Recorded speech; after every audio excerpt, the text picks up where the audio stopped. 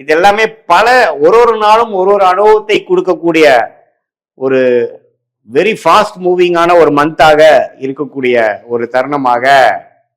சிம்மராசிக்காரர்களுக்கு 2026 ஜூலை மாதம் இருக்குதுங்கிறது நம்ம தெரிஞ்சுக்கணும். இப்போ பாருங்க,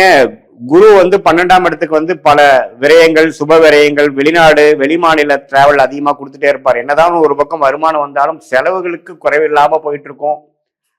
அப்பா அம்மாக்காக உடல்நலத்துக்காக சில செலவுகள் பண்றது,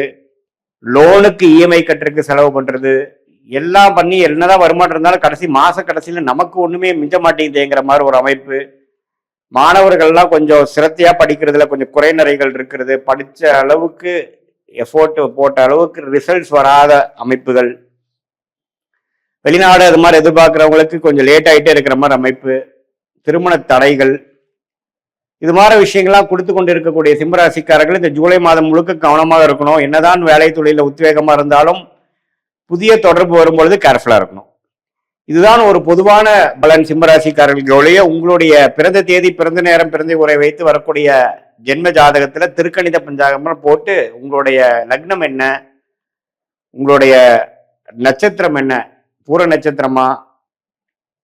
மக நட்சத்திரமா, உத்திர நட்சத்திரமாங்கிறதான் தெரிந்து அந்த லக்னாதிபதியோட தன்மை என்ன, தசாபுக்திகள் என்ன போயிட்டு இருக்கிறதுலாம் ஒருங்கிணைத்து இப்ப நம்ம பேசின ராகு கேது சனி இந்த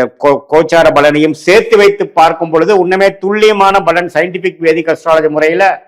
அடுத்த வரக்கூடிய ஷார்ட் டேர்ம் எப்படி இருக்கு, அடுத்து வரக்கூடிய லாங் டேர்ம் எப்படி இருக்குங்கிறதெல்லாம் நாம கண்டிப்பாக துல்லியமாக பார்த்து அதுக்கு தகுந்த மாதிரி உங்களுடைய வாழ்க்கை முடிவுகளை எடுக்குவேனால் கண்டிப்பாக வாழ்க்கையில் வெற்றி பெற முடியும். சயின்டிபிக் வேதிக் அஸ்ட்ராலஜி முறையில நாம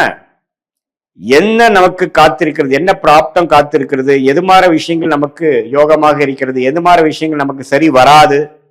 நமக்கு வேலையா தொழிலா, வெளிநாடா உள்நாடா, பிரைவேட் செக்டாரா அரசு உத்தியோகமா, அல்லது நம்மளுடைய அடுத்த வேலை மாற்றம் எப்போ பண்ணலாம், எப்போ குரோத், எந்த துறை நமக்கு நல்லா இருக்கு, துறையிலேயே கிளை துறைகள் எப்படி நல்லா, எந்த துறை நல்லா போகலாம், திருமணத்தை எதிர்பார்க்கிறவங்களுக்கு நமக்கு லேட் மேரேஜா ஏர்லி மேரேஜா, எத்தகைய ஒரு திருமணம், அரேஞ்ச் மேரேஜா லவ் மேரேஜா, அது எந்த நேரத்துல வரப்போகுது, அதெல்லாம் தெரிந்து கொண்டோமா அதுக்கு தகுந்த மாதிரி வாழ்க்கை பயணத்தை நீங்களே திட்டமிட்டு எந்த நேரத்தில் எது செய்வது நல்லதுங்கிறதை பொறுத்து போனால் ஃப்ரஸ்ட்ரேஷன் இல்லாமல் தேவையற்ற சமய விரயங்கள், தேவையற்ற பொருள் விரயங்களை தவிர்த்து நம்மளுடைய கர்மா என்ன சொல்லுகிறது, நம்ம எந்த நேரத்தில் பிறந்து எந்த தேதியில பிறந்தோமோ அந்த அமைப்பு வச்சுதான் கர்மா செயல்பட போகிறது. அந்த பிராப்தம் நிகரான அமைப்பை நாம வாழ்க்கையில திட்டமிட்டோம்னால் எதிர்நீச்சல் போடாமல் தேவையற்ற செயல்கள் செய்யாமல், ஏன்னா நம்ம வாழ்க்கையில 1000 வருஷம் வாழ போறது இல்லை, வாழ்றது என்னமோ 75-80 வருஷம் நம்மளுடைய ஆயுசு நல்லா இருக்கும் பட்சத்தில் அதுல 25-30 வயசுல இருந்து நம்ம வேலை தொழிலுக்கு வரப்போறோம். அடுத்த 30 வருஷம் ரொம்ப முக்கியமான வருடமா இருக்குது. ஒரு டைமும் நம்ம தவறான முடிவு எடுக்கும் பொழுது அதுக்கு வேணுங்கிற விலைக்கும் கொடுக்க வேண்டியது அமைப்பாக இருக்கிறதுனால நம்ம மூட நம்பிக்கையில எல்லாம் போகாமல், பரிகாரங்கள் அது மாதிரி விஷயம் போகாமல் என்ன காட்டுது, நமக்கு என்ன நிக்குது, பாஸ்ட் லைஃப் ஒத்து போதா சயின்டிபிக் வேதிக் அஸ்ட்ராலஜி முறையில, பிரசன்ட் என்ன சொல்லுது, அடுத்த ஷார்ட் டேர்ம் என்ன முடிவு பண்ணலாம், லாங் டேர்ம் எப்படி காட்டுது, அப்படிங்கிற முடிவெல்லாம் நம்ம கரெக்டா எடுத்து அதுக்கு தகுந்த மாதிரி நம்ம டிராவல் பண்ணும் பொழுது வாழ்க்கையில் எளிதில் தேவையற்ற பொருள் விரயங்கள், சமய விரயங்களா தவிர்த்து நம்மளுடைய கர்மா பிரகாரம் நம்ம வாழ்க்கைய அலைன் பண்ணிட்டு நம்மளுடைய ஃபார்ச்சுனேட்டான துறை என்ன, ஃபார்ச்சுனேட்டான படிப்பு என்ன,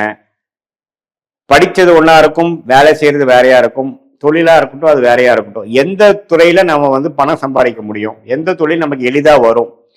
அப்படிங்கிறதெல்லாம் தெரிந்து அதுல நம்ம ஃபோக்கஸ் பண்ணும் பொழுது வாழ்க்கையில வரக்கூடிய சேலஞ்சஸ், வாழ்க்கையில வரக்கூடிய எல்லா போராட்டங்களையும் தாண்டி நம்ம வாழ்க்கையில் ஜெயிக்க முடியும் என்பதை நான் சொல்ல கடமைப்பட்டிருக்கிறேன். மீண்டும் மற்றொரு காணொலியில் சந்திப்போம். நன்றி, வணக்கம்.